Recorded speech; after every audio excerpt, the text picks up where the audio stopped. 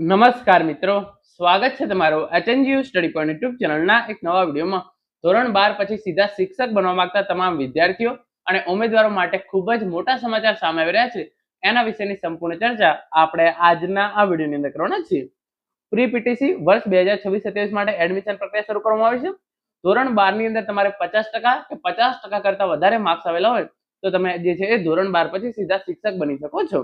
Form ભરવાની તારીખો કઈ રહેશે, કયા કયા ડોક્યુમેન્ટ જોઈશે, વય મર્યાદા શું રહેશે, એના વિશેની સંપૂર્ણ ચર્ચા આપણે આજના આ વિડીયોની અંદર કરવાના છીએ. તો પ્રી પીટીસી કરી અને તમે જે છે એ શિક્ષક બની શકો છો. તો આગળ તમે જોઈ શકો છો જે ઓફિશિયલ જાહેરાત આવી છે એ પ્રમાણે 14/7/2026 ના રોજ પેપરની અંદર ઓફિશિયલ જાહેરાત આવી છે. પ્રાથમિક શિક્ષણ નિયામક શ્રીની કચેરી પ્રી પીટીસી બાલ અધ્યાપન મંદિરમાં વર્ષ 2026-27 માટે પ્રવેશ અંગેની જાહેરાત.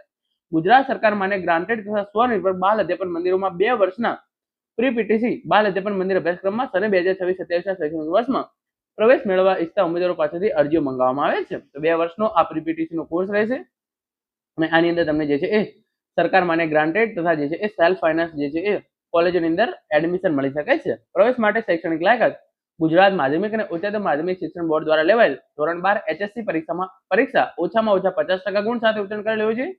અનામત કક્ષાના ઉમેદવારોને 5% છૂટછાટ મળવાપાત્ર રહેશે. તો જે જનરલ કેટેગરીના ઉમેદવારો છે એમને ધોરણ 12 ની અંદર 50% આવેલા જોઈએ. SC ST OBC અને EWS અને જે પણ દિવ્યાંગ ઉમેદવારો છે એમને 45% આવેલા હોય તો પણ તેઓ જે છે એ ફોર્મ ભરી શકશે.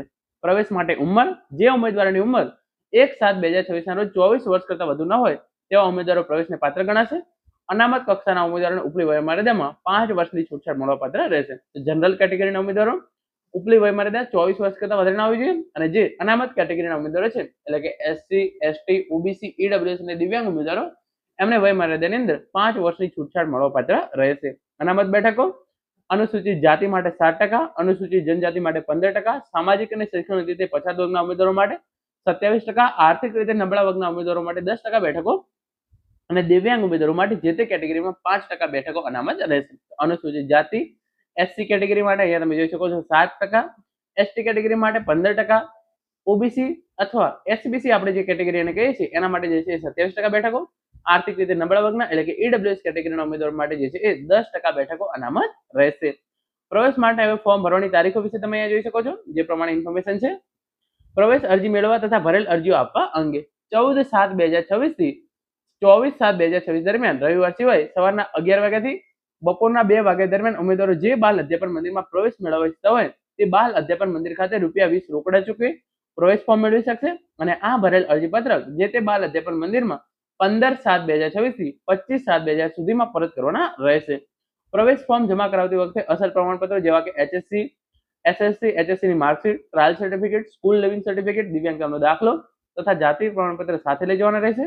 સામાજિક અને શૈક્ષણિક રીતે પછાત વર્ગના ઉમેદવારોએ 1/4/2026 પછીનું નોન ક્રિમિનલ સર્ટિફિકેટ રજૂ કરવાનું રહેશે અને તે અગાઉનું નોન ક્રિમિનલ સર્ટિફિકેટ હોય તો માન્યતા 31/3/2027 સુધીની હોવી જોઈએ.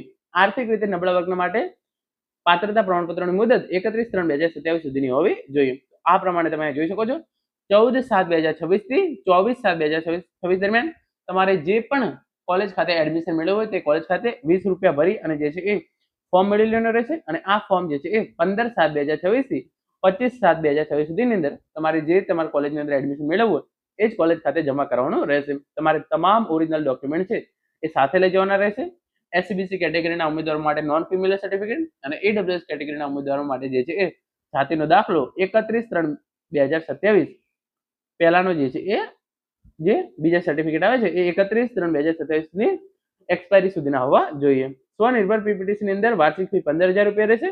પ્રથમ સત્રની ફી 7,500 અને બીજા સત્રની ફી ₹7,500 રહેશે. ફોર્મ મેળવવા ઈચ્છતા ઉમેદવારોએ નીચેની સંસ્થાઓનો જે છે એ સંપર્ક કરવાનો રહેશે. તો અહીંયા તમે જોઈ શકો છો સંસ્થાઓની યાદી તમને આપેલી છે.